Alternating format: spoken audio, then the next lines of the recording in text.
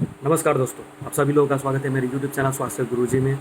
मैं हूँ डॉक्टर आनंद और आज फिर मैं एक नई वीडियो लेकर आया हूँ, वही फिजिकल रिलेटेड, हेल्थ रिलेटेड आप सब लोगों से कुछ जानकारी साझा करने के लिए। तो मैंने जब ये चैनल की शुरुआत की थी, मैंने आप लोगों से बोला था कि मैं अभी कंटिन्यू सीरीज बनाऊंगा कोविड-19 को लेकर के, और उसमें कोई भी इंपॉर्टेंट डिस्कवरी हुई हो या कोई भी इंपॉर्टेंट नई मेडिसिन जो वर्ल्ड के साइंटिस्टों ने पता लगाया हो, या वैक्सीनेशन के बारे में कोई भी इंपॉर्टेंट जानकारी अगर वर्ल्ड में कहीं भी होती है तो मैं आप लोगों के साथ शेयर करूंगा। ये मैंने आप लोगों को बताया था। तो फिर पिछले 3 वीडियो में मैंने आप लोगों से थोड़ी बहुत जानकारी शेयर की थी जो भी important basic amenities of life में कंसिडर होती हैं। तो आज इस वीडियो को लेकर के मैं और दूसरे इंपॉर्टेंट टॉपिक को छूने का प्रयास करता हूँ। तो कोविड-19, हम सब लोगों ने सुना है कि कोविड-19 मेनली उस पेशेंट को अफेक्ट करता है जो पिछले ही किसी बुरे रोग से ग्रसित हो। तो उसको हम लोग मेडिकल टर्म में कोमॉर्बिडिटीज़ कहते हैं। जो मान लीजिए वो ब्लड प्रेशर भी हो सकता है, डायबिटीज़ का मरीज़ भी हो सकते हैं, सीओपीडी एक बीमारी होती है, क्रोनिक ऑब्स्ट्रक्टिव पल्मोनरी डिजीज, वो भी हो सकते हैं, ब्रोंकियल अस्थमा दमे की बीमारी भी हो सकती है। मान लीजिए किसी भी पेशेंट को ऑर्गन ट्रांसप्लांटेशन हुआ है कुछ महीनों पहले या कुछ सालों पहले, अगर वो इम्यूनोसप्रेसिव ड्रग पर हैं तो वो भी हो सकते हैं। मान लीजिए कोई भी कैंसर पेशेंट है और उनका कॉन्टीन्यूस रेडियोथेरेपी कीमोथेरेपी का साइकिल चल रहा है तो वो भी हो सकते हैं।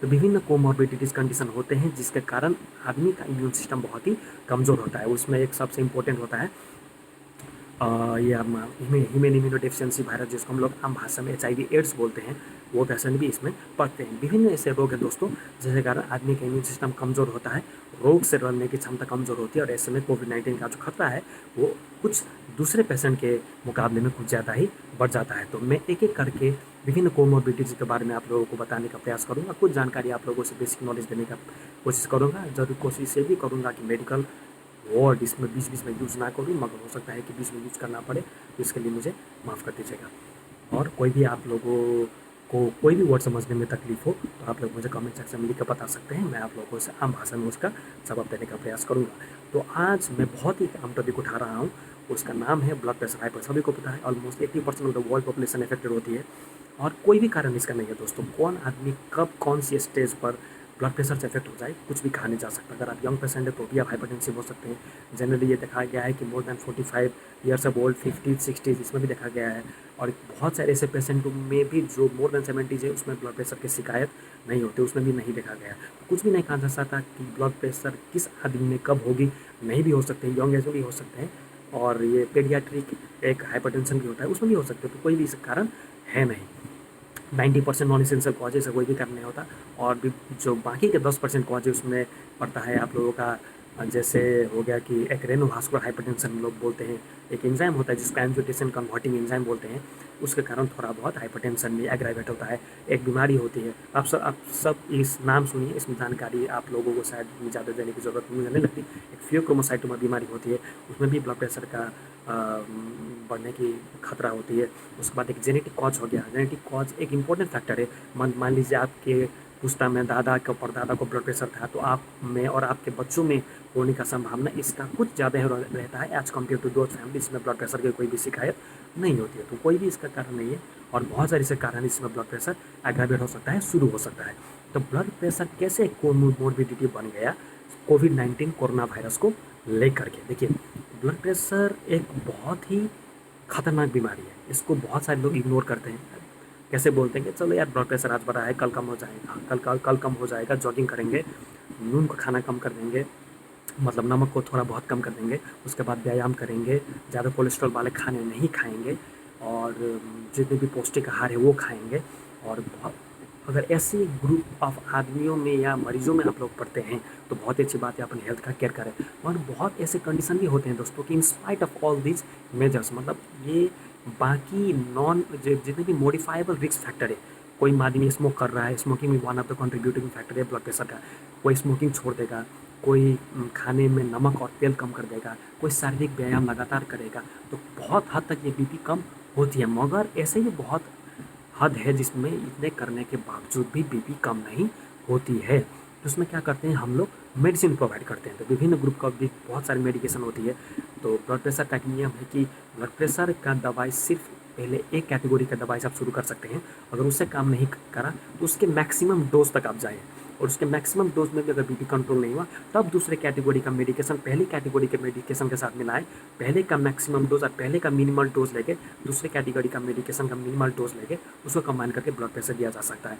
तो जब कोई भी पेशेंट ये कंटिन्यूस मेडिकेशन और मॉडिफाइबल रिस्क फैक्टर में मॉडिफाइड रिस्क फैक्टर को कम करने की कोशिश करता है तो एक आम तौर पर क्या देखा गया है, जो फिजिकल फिटनेस या फिजिकल फिट या जिसको ब्लड प्रेशर की शिकायत नहीं होती है as compare to those people, उनमें थोड़ा बहुत खतरा रहता है। और स्पेशली ब्लड प्रेशर में भी जो ब्लड प्रेशर का शिकार हो चुके हैं, जो इसके पॉसिबल नेगेटिव कॉन्सिक्वेंसेस में जा चुके हैं, जिसको हम लोग बोलते हैं मस्तिष्क घात, जैसे स्ट्रोक हम लोग बोलते हैं।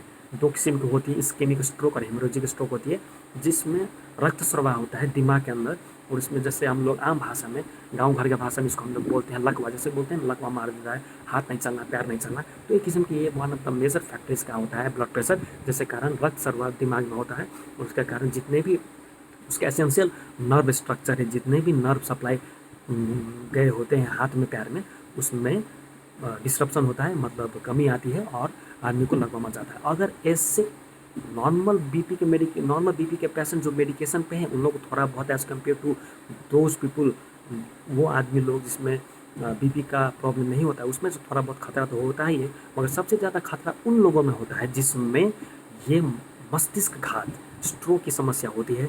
और मान लीजिए कोई भी एक मायोकार्डियल इन्फार्क्ट, जिसको हम लोग बोलते हैं कि एक हिसाब से मान लीजिए हार्ट अटैक आना, जिसके कारण मान लीजिए किसी में भी अगर किसी भी रक्त की नली में कोलेस्ट्रॉल के कारण से रक्त की नली जाम हो गई है, उनमें एंजियोप्लास्टी करना पड़ता है, वो रक्त की नली के अंदर को फोड़ना पड़ता है, किसी में बाईपास सर्जरी करनी पड़ती है। तो ऐसे ऐसे कैटेगरी ऑफ पेशेंट में देखा गया है कि उनमें रोगों से लड़ने की क्षमता, कोई भी वायरस या बैक्टीरियल पैथोजेंस अगर उन लोगों के शरीर में जाए तो थोड़ी बहुत कमी आती है। इसलिए अगर कोई भी, अगर ये वीडियो जो भी लोग देख रहे हैं, अगर आप लोगों के जेनेटिकली ब्लड प्रेशर आपकी फैमिली में रन करता है और आप लोगों को पता है कि आप लोगों में ब्लड प्रेशर है, आप लोग मेज़र कर रहे हैं मगर घबरा रहे हैं कि मेडिकेशन को ना यूज करें, तो इसमें देखिए इस बात को सीरियसली लेना भी ज़रूरी है। आप मॉडिफाइबल रिस्क फैक्टर अपने डॉक्टर से सलाह करें, मगर ये भी प्रयास करें अगर आपको मेडिसिन कोई प्रिस्क्राइब करे तो मेडिकेशन भी आप लोगों को लेनी पड़ सकती है।